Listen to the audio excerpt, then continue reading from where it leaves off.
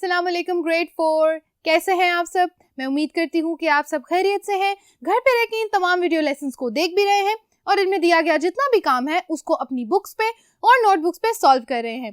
My name is रदा Khalid and बच्चों, आज हम बात करने वाले हैं step by step English grammar book के lesson number 3 and lesson number 4 के बारे में। तो आइए आज के लेसन को स्टार्ट करते हैं। आप जल्दी से अपनी बुक्स निकाल लें ताकि हम आज के काम को शुरू कर सकें। जी, तो आज का हमारा जो ये लेसन है ये लेसन नंबर 3 और इसका नाम है प्रेपोजिशंस। हम देखेंगे कि प्रेपोजिशंस क्या होती हैं, इनकी एग्जांपल्स क्या हैं और इसकी डेफिनेशन क्या है, और उसके बाद हम इन सारी बातों को सेंटेंसेस के अंदर, प्रैक्टिस एक्सरसाइजेस के अंदर फिल करके देखेंगे। पेज नंबर है 13 एंड 15। इन दो पेजेस के ऊपर आपका आज का सारा काम है। हम यहाँ से डेफिनेशन को देख लेते हैं। Prepositions are words that show the relationship of a noun or pronoun to another word in a sentence. इस बात का मतलब ये है कि preposition ऐसे लफ्ज हैं जो क्या शो करते हैं? That show the relationship. क्या रिश्ता है, क्या रिलेशन है, क्यों जुड़ रहे हैं आपस में? Of a noun or pronoun, किसी noun या pronoun का किसके साथ? To another word in the sentence.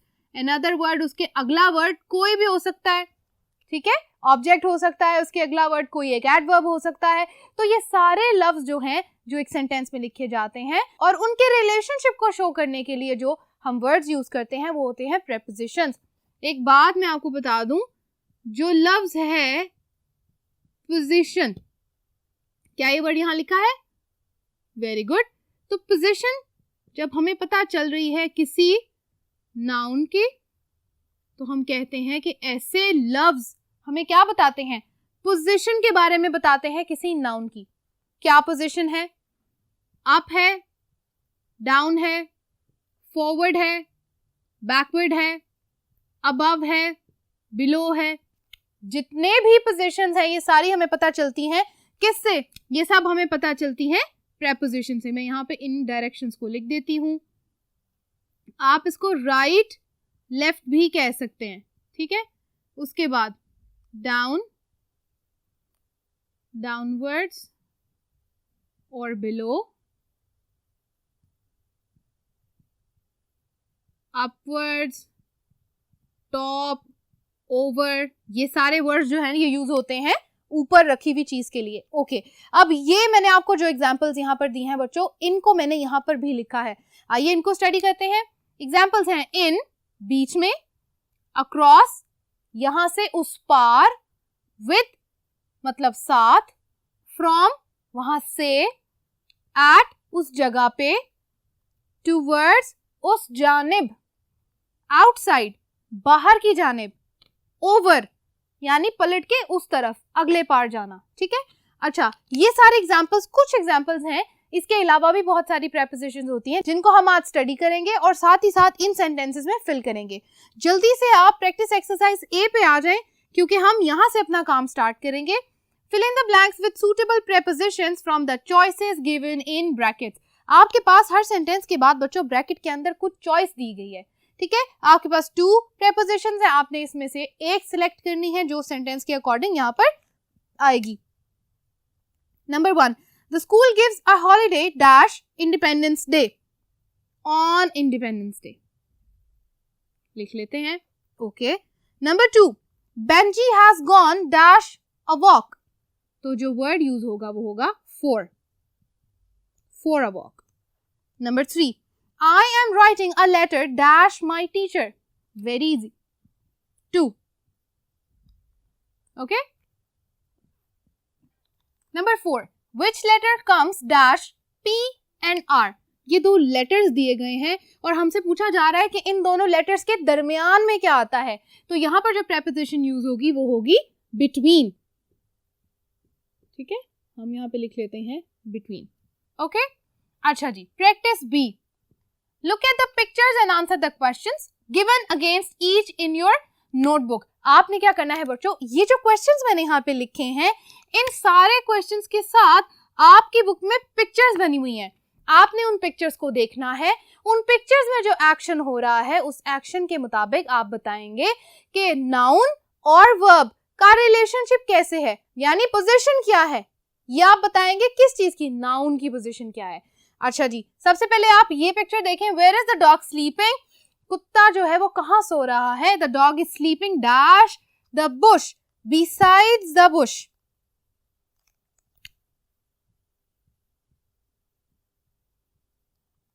ठीक है। Number 2, where did the snake go, वो जो सांप है वो कहाँ चला गया, the snake went dash its hole, the snake went inside its hole. आप पिक्चर में भी देखें कि जो स्नेक है वो अपने होल के अंदर चला गया। Okay, where is Belinda dancing, Belinda कहाँ डांस कर रही है, पिक्चर में देख के बताएं, Belinda is dancing dash the stage, on the stage. Okay. Number 4, what is Brad doing, Brad क्या कर रहा है, Brad is playing dash his dog, Brad अपने डॉग के साथ या अपने कुत्ते के साथ खेल रहा है विद हिज डॉग। ठीक है, इस तरह आपको पता चल गया बच्चों, बहुत इजी प्रेपोजिशंस है, हमने ये पहले भी पढ़ी हुई है और सेंटेंस को पढ़ने के बाद हमें फौरन से आइडिया हो जाता है कि यहाँ पर हमने कौन सी प्रेपोजिशन लिखनी है। ओके। अच्छा जी, practice C, very easy, complete the table below with opposites of the prepositions given in the list. ये जो वर्ड्स हैं ये ऑपोजिट दिए गए हैं। ठीक है, हमारे पास जो प्रेपोजिशंस हैं वो यहाँ एक टेबल में लिखी हुई हैं, हमने उन प्रेपोजिशन के ऑपोजिट्स लिखने हैं और ऑपोजिट वर्ड्स यहाँ से चूज करने हैं। जो वर्ड्स यहाँ पर लिखे गए हैं मैं आपको पढ़ के बता देती हूँ। फर्स्ट वर्ड है above, inside, far, before, under, over, of, with in, down, in front of, across. ठीक है, अब हम टेबल को देखेंगे और टेबल के अंदर हम ये देख के बताएंगे कि जहां प्रेपोजिशन जो लिखी है उसके अकॉर्डिंग जो ऑपोजिट बन रहा है उसको हम उस टेबल में लिख देंगे। तो आइए इस काम को करते हैं। अच्छा, अब यहाँ पर देखिए प्रेपोजिशंस लिखी हैं एक साइड पे ऑपोजिट्स की जगह है, फिर प्रेपोजिशंस है, फिर ऑपोजिट्स की जगह है। ओके, प्रेपोजिशन है आउटसाइड यानी बाहर की तरफ, तो इसका ऑपोजिट क्या होगा, yes, inside. Under, under means नीचे, ओवर मीन्स ऊपर, हम लिखेंगे यहाँ ओवर। वर्ड्स आप यहां से देखते जाएं, हम यहां से वर्ड्स उठा के यहाँ पिक कर रहे हैं। Up, down, everybody knows, below, above. Okay, इस साइड पे आ जाए, विदाउट, विद,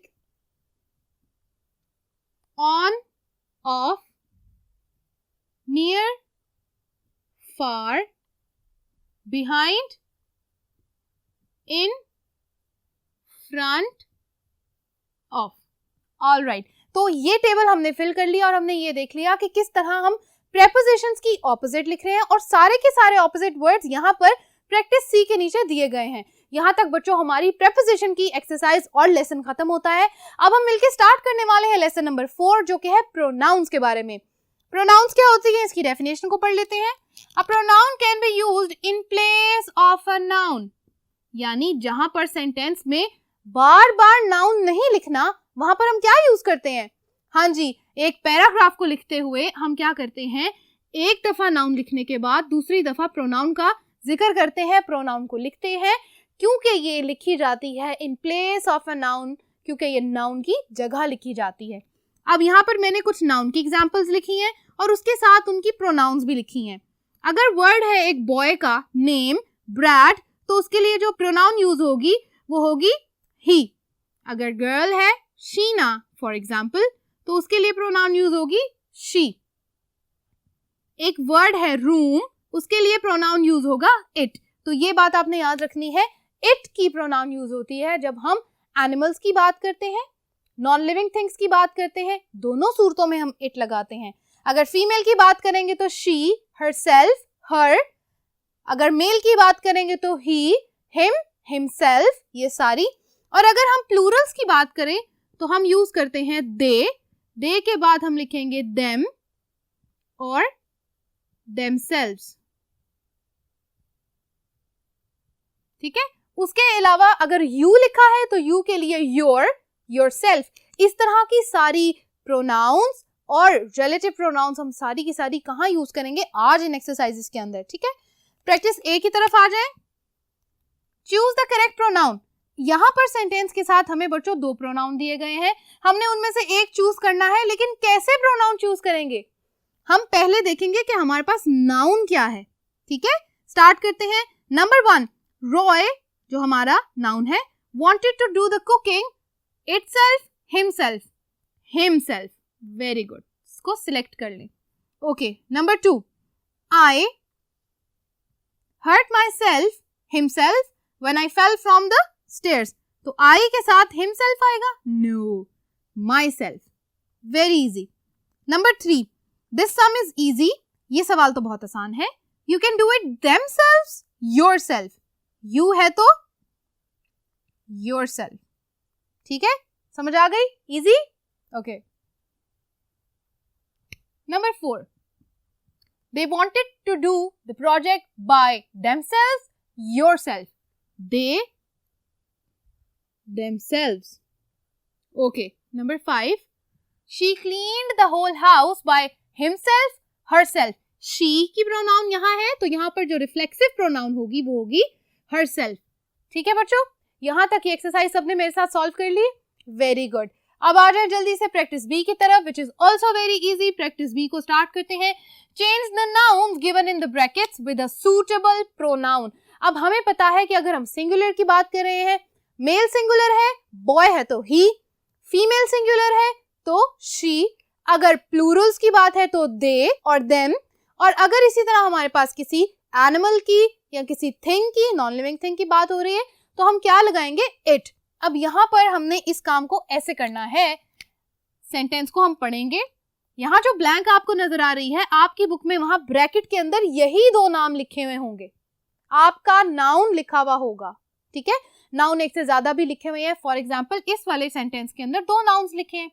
अब इनको पढ़ के बताते हैं कि हमने इन 2 नाउन्स की जगह प्लूरल है, एक से ज्यादा नाम है, तो किस तरह की प्रोनाउन यूज करेंगे। Number 1, Ayesha and Natty are very quiet. Ayesha और नैटी बहुत खामोश हैं। Dash are watching a cartoon film, क्योंकि वो एक कार्टून फिल्म देख रहे हैं। अब आप मुझे बताएं 2 नाम है तो क्या यूज करेंगे? Very good, they. Okay ji. Number 2, Haris gave a kite to his friend.